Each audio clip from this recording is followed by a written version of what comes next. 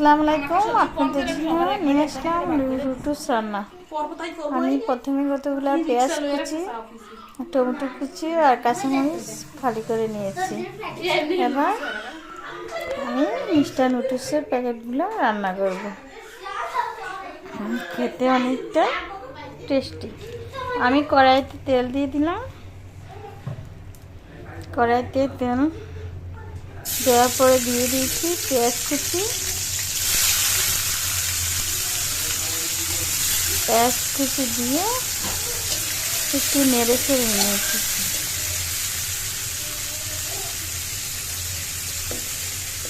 এবার দিয়ে দিব